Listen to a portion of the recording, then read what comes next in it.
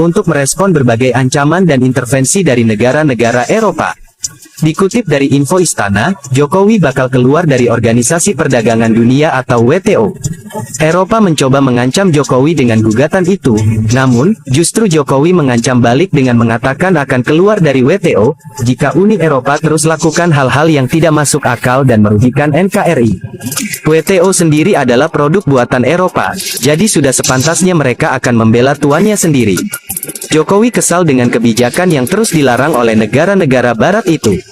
Mereka selalu bermain keroyokan untuk menggencet negara berkembang, agar patuh terhadap negara Eropa. Pasal demi pasal mereka tuangkan, untuk menjatuhkan sedikit semangat perjuangan dari negara berkembang, untuk berubah menjadi negara maju.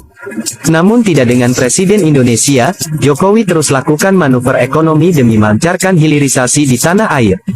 Jokowi digertak dan justru mengancam akan keluar dari WTO. Kerugian-kerugian terus dialami oleh Eropa. Bahkan bukan hanya Eropa saja, negara-negara tetangga Indonesia terkena dampak dari kebijakan Jokowi ini. Kebijakan yang bisa dikatakan bagus dan mampu menunjukkan kekuatan Indonesia di kancah internasional. Perlu diketahui, Indonesia dipandang oleh negara-negara Uni Eropa adalah sebuah negara yang besar, dan memiliki ekonomi yang strategis.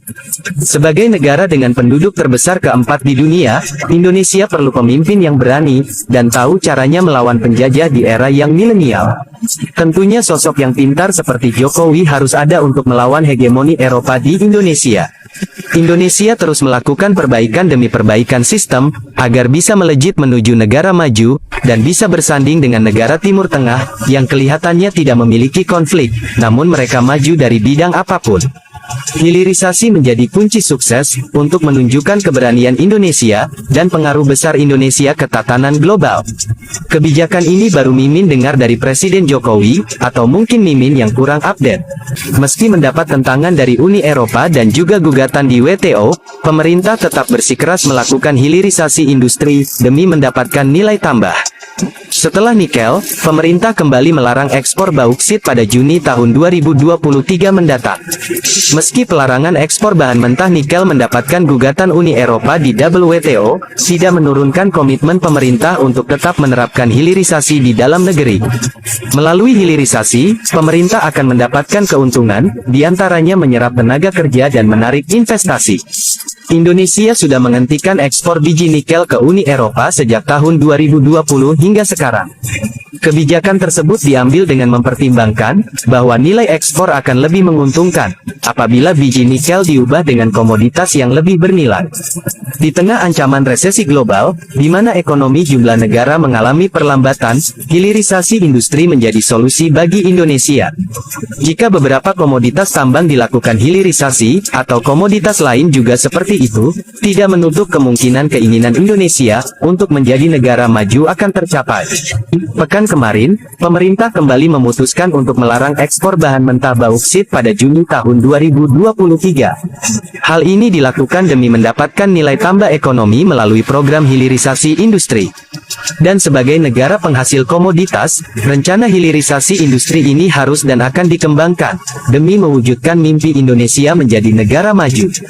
Menteri Investasi atau Kepala Badan Koordinasi Penanaman Modal, atau BKPM, Bahlil Lahadalia pernah menyebutkan, beberapa negara yang ingin meningkatkan taraf negaranya menjadi negara maju, sudah melakukan hilirisasi. Apa yang dilakukan oleh pemerintah Indonesia, dinilai, sebenarnya bukanlah hal yang salah. Beberapa negara maju pun juga melakukan hal serupa, dan sudah waktunya Indonesia mendapatkan nilai tambah dari kekayaan alamnya sendiri. Lalu, pertanyaannya, kenapa Indonesia sampai mati-matian melarang ekspor bahan mentah, meski harus berhadapan dengan gugatan banyak negara di WTO? Ternyata jawabannya adalah, untuk mengubah nasib Indonesia. Meski mendapat banyak tantangan dari beberapa negara, Indonesia tetap bersikeras menerapkan hilirisasi. Dari sisi ekonomi nasional, pemerintah mengklaim akan mendapatkan banyak manfaat dengan hilirisasi dan industrialisasi. Misalnya, hilirisasi pada nikel telah mampu meningkatkan ekspor besi baja 18 kali lipat di tahun 2014, angkanya sekitar 16 triliun rupiah.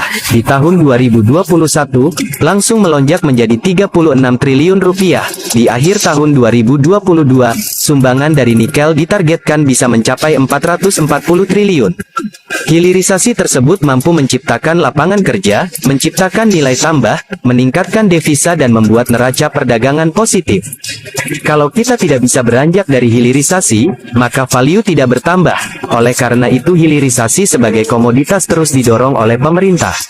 Karena itulah setelah nikel pemerintah akan mendorong hilirisasi bauksit, tembaga, dan juga timah. Hal ini tentu untuk mengoptimalkan penerimaan negara dari ekspor sektor minerba.